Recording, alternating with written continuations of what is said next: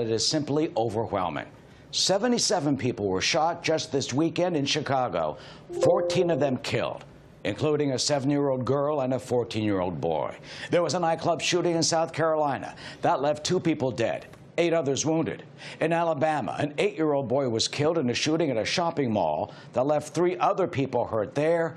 And in Atlanta, the mayor saying enough is enough after more than 20 people were shot. Among the victims, an 8-year-old girl killed right near the Wendy's where Rayshard Brooks had been shot. We are doing each other more harm than any police officer on this force. We've had over 75 shootings in this city over the past several weeks. You can't blame that on APD. We understand the frustration of Rayshard Brooks. We understand. We ain't got nothing to do with it. We innocent. We didn't mean no harm. My baby didn't mean no harm. She ain't gonna make her 9th birthday. We ain't doing nothing. In New York City, at least 12 people killed in more than 40 shootings and a dozen stabbings. In response, the president saying this in a tweet, in part, federal government ready, willing, and able to help if asked. Let's bring in our headliner, White House Press Secretary Kayleigh McEnany. Kayleigh, good morning to you. Thanks so much for being here. Good morning. Thanks for having me. Horrific to see what played out in some of these major U.S. cities over the holiday weekend. Deadly shootings, stabbings, children injured, and some cases killed in this violence. Does the president see the need to step in at the federal level in these U.S. cities with the violence? Well, the president sees this as unacceptable. Look, that pain on that mother's face, that was really hard to watch, to think that 5 children were killed this weekend doing everyday things like going to the mall and in the car with their mother. This is happening across America, and it's unacceptable. And what the president has done is his DOJ, under his leadership, has been aggressively looking at prosecutions. More than that, we've had federal protective services that have been in these states as a backup to local law enforcement. Ultimately, it's the responsibility of state governors and mayors who have the police power to patrol their streets as ascribed in the Constitution. But the president's been doing everything on our part from the federal side and saying that this is unacceptable, and it's time for these Democrat mayors and governors to step up, because no mother should have to experience the pain that I just saw on that mother's face.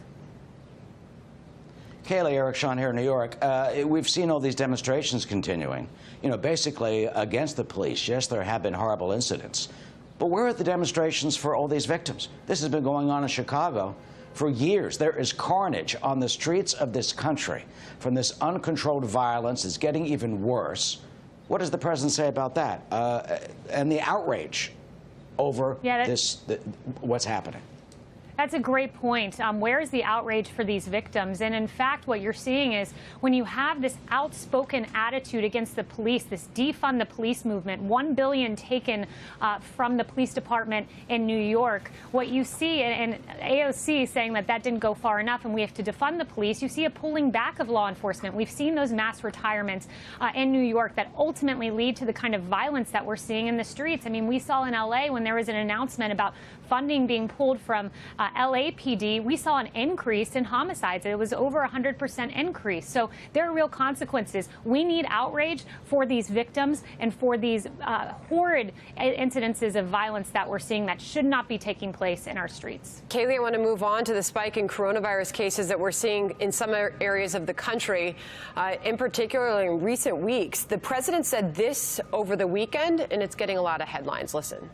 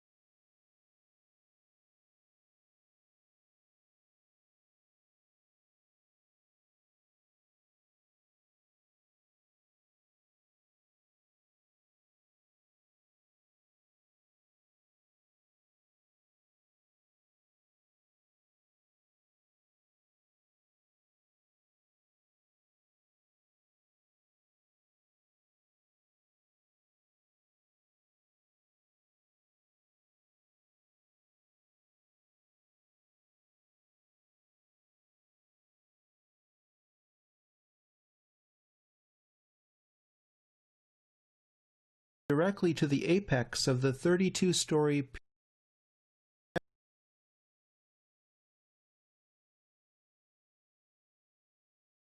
Probia.